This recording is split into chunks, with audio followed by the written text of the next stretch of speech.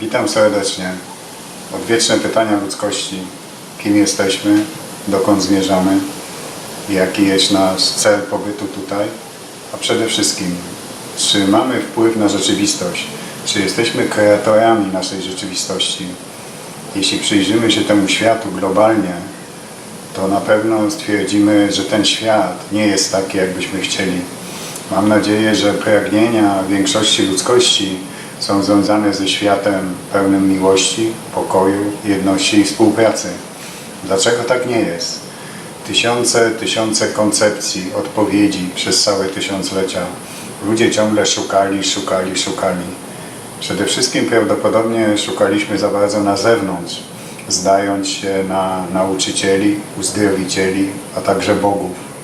Czy odpowiedzi na te pytania, jak wykreować dla siebie piękną, bardzo satysfakcjonującą indywidualnie rzeczywistość, zostały kiedyś udzielone? Według mnie tak.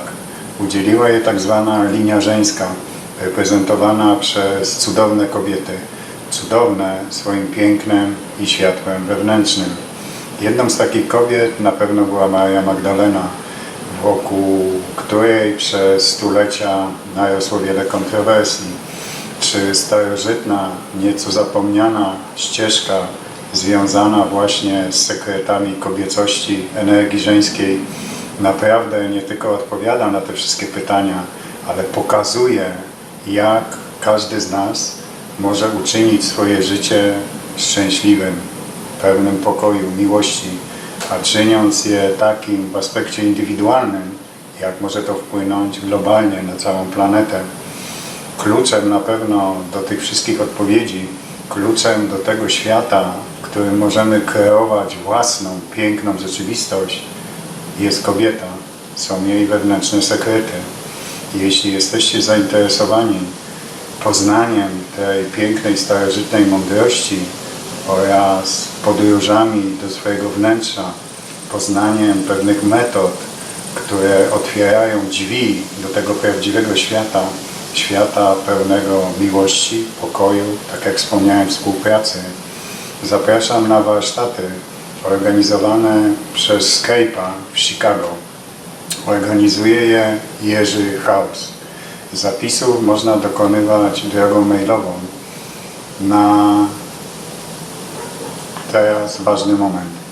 Marek Taran, warsztaty Chicago @gmail.com.